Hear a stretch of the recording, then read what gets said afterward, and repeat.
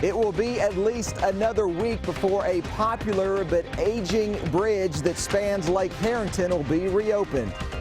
Following a long and difficult battle with cancer, the Lexington Commissioner of Health for the Fayette County Health Department, Dr. Rice Leach, passed away earlier this morning at the age of 75. Today, state lawmakers pass a bill creating a single marriage license form for gay and straight couples.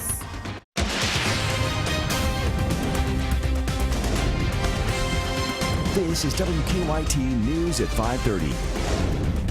Good evening. It's another delay business owners and residents on a central Kentucky lake didn't want to hear about. The Kennedy Mill Bridge over Lake Harrington has been closed since state officials suddenly closed it back on Labor Day. For many, that bridge is their main route to Lexington and a major factor in earning an income. WKYT's Phil Pendleton has more from Mercer County in our top story at 5:30.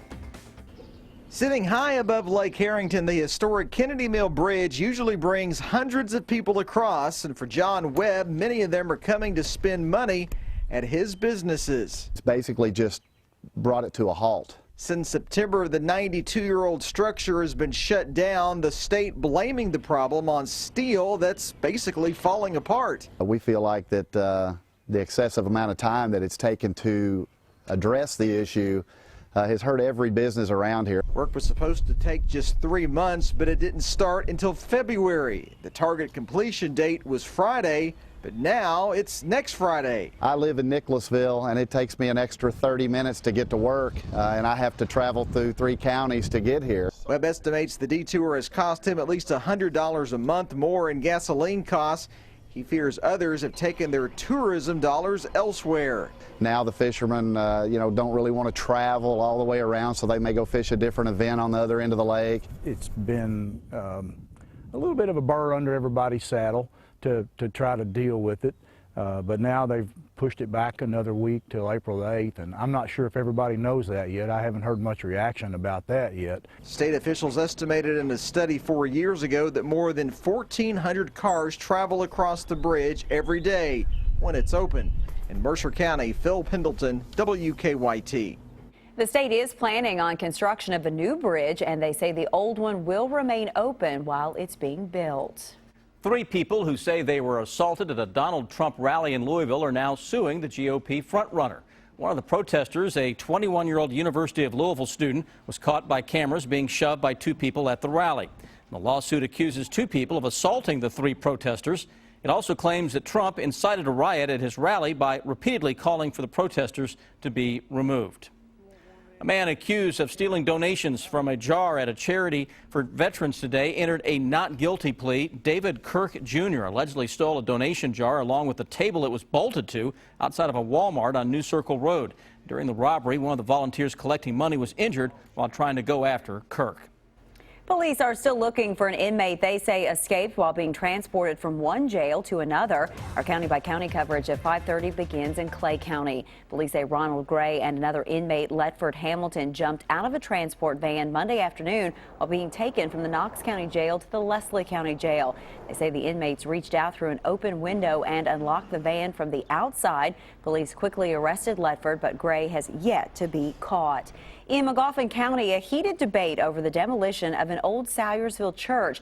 In October of last year, David May, who serves on the Magoffin County Library Board, filed a suit to stop the demolition of the church to make way for a new library. Today, a judge heard testimony from May and the Magoffin County Library Director. The judge overruled May's motion, giving the Library Board the ability to go ahead on their construction plans. I'm just so pleased and think that this is the right thing and justice prevailed. All we ever wanted in this case was them not to demolish the church, but as it stands now, once the judge's order get entered, they're unfortunately entitled to do that. Board members say they are unable to renovate the church because of its condition. An appeal on the motion has already been filed. It's the first day of April, but out there feels a little like winter, or will at least in the coming days. Beautiful day today. Chief Meteorologist Chris Bailey joins us with a wild forecast. Yeah, up and down we go over the next week and change. Those downs, though, are going to be way, way down compared to the normal ups that we're going to be seeing. Today's one of those days where things are up and looking up. Live sky cams from across the entire region. It's a mix of sun and some clouds out there. Notice the clouds are a little thicker into Jackson, and all those buds buds and blooms are way ahead of schedule courtesy of a warmer than normal March. It's warmer than normal right now by a degree or two into the low and mid 60s, much of central and eastern Kentucky. But that warmer than normal March really is going to kind of be a bad thing for us. Why? We've got the bitterly cold air by April standards coming up over the next week. High clouds southeastern Kentucky, cold fronts lining up to our northwest. Chilly air with cold air waiting in the wings. It's a very active pattern that is ahead of us over the next week. Green thumb alert.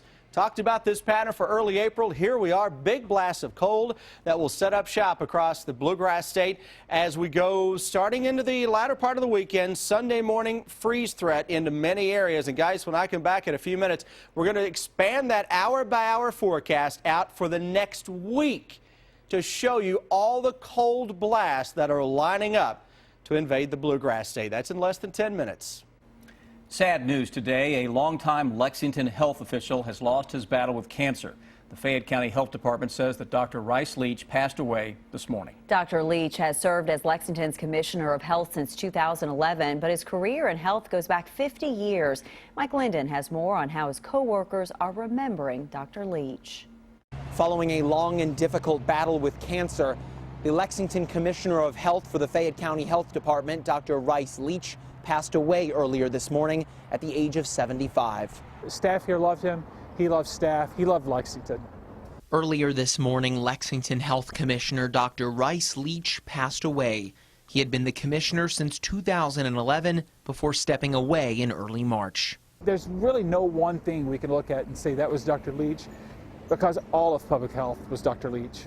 As one of his final acts at the head of the health department, Dr. Leach launched the Needle Exchange Program in 2015 to curb the spread of HIV and hepatitis C. It was something that hits all walks of life in Lexington, from the homeless population to the richest people in town. Heroin is a major issue, and Dr. Leach is addressing it head on. Hall says he's sad to see Dr. Leach go, but he knows the department is in a good place because of him. We are able to provide services, and that's through his leadership. The next person who comes in will be able to hit the ground running simply because of the shape Dr. Leach has left public health. In Lexington, Mike Linden, WKYT.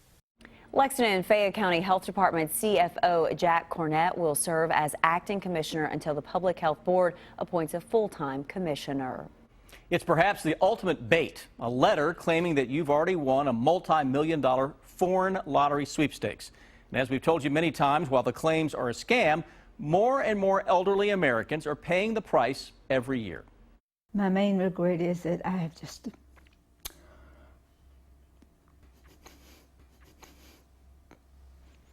I've hurt my children.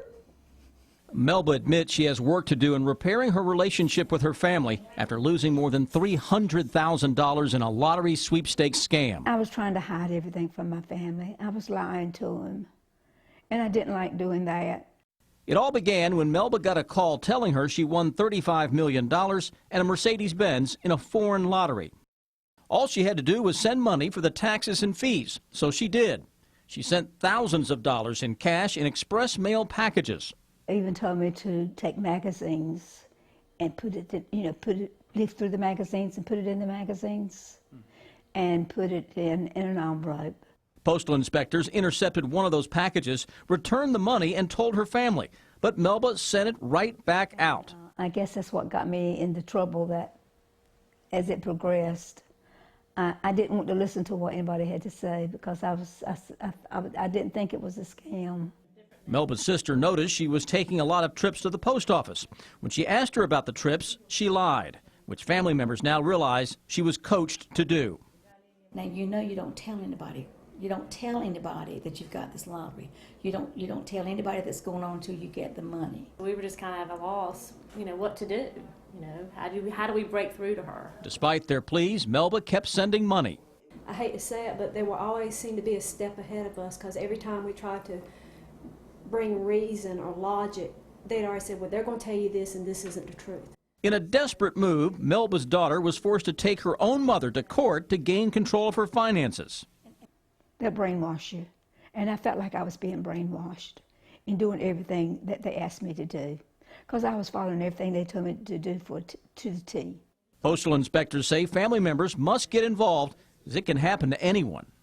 Talk to your family member.